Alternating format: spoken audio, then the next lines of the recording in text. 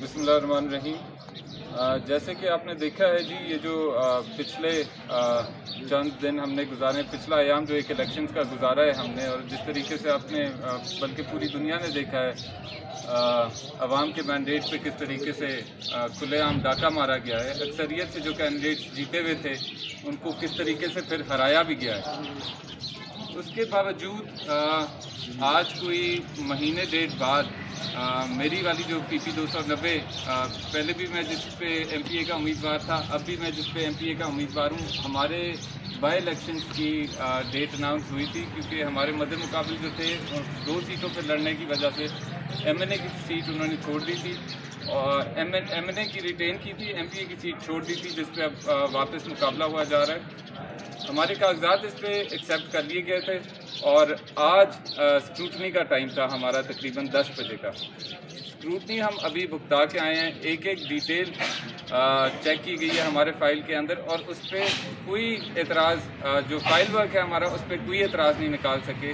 कोई फ्रिवलेस सा चार्ज लगाया जा रहा है हमारे ऊपर, किसी तरीके से मैटर डिले कर दें और किसी तरीके से हमारे कागजात ये एक्सेप्ट ना हो। मैं तो हैरान हूँ, अभी आज दिन तक इन्होंने अक्सरियत भी बना ली है सूबे में, उसके बावजूद इस तरह के औचे हथकंडे ये इस्तेमाल कर रहे हैं और हर कोशिश की जा रही है कि किसी न किसी तरीके से ये PTI के उम्मीदवार जो हैं उनको सामने ना आने दिया जाए। और बिलखसूस मेरे से इनको इतना ज़्यादा क्या खौफ है, इनको खौफ यही है कि जिस वक्त मैं हल्के में आ जाऊंगा, इनकी दूसरी दफ़ा मैं फिर ज़मानतें जब्त करूंगा, और इस वजह से ये इलेक्शन का हिस्सा हमें बनने से रोका जा रहा है। मेरे इधर भाई बैठे हैं, ये आपको जो चार्जेस हम पे फ्रिवलेस चार्जेस लगाए जा रहे हैं उनको ज़रा डिटेल में थोड़ा बहुत एक्सप्लेन करेंगे।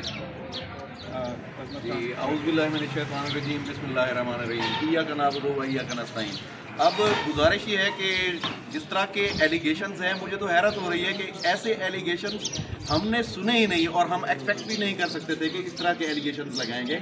यानी जो स्पाउस है आपका, उसके जो जहेज की डिटेल है वो आपने नहीं लगाई साथ में।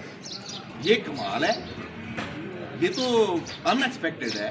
तो चाहिए तो यही कि पूरी जितने भी पाकिस्तान के MPAs या MNAs हैं, उनकी जितनी भी बेगमात हैं या स्पाउसेज हैं, उनसे जो है ना उनके जहेज की डिटेल मांगी जाए, अदरवाइज उनको डिसमेंबर कर दिया जाए।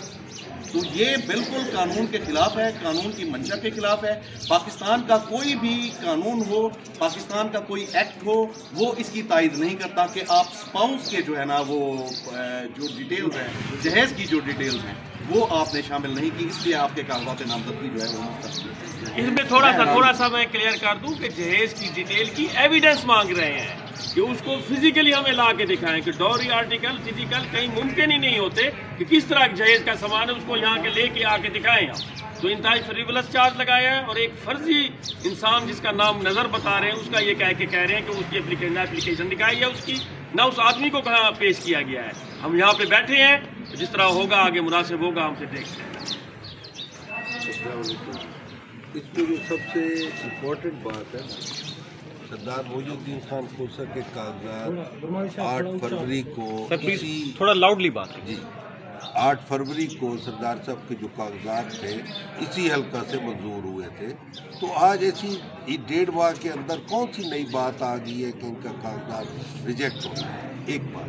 दूसरी ये है कि अगर ये इस तरह का किया गया तो हाई कोर्ट मौजूद है, हम वहाँ पे भी रेमेडी सीख करेंगे, लेकिन हम बताना सिर्फ ये चाहते हैं कि इस तरह से किसी को उसके वैल्यूएबल राइट से रोका नहीं जा सकता।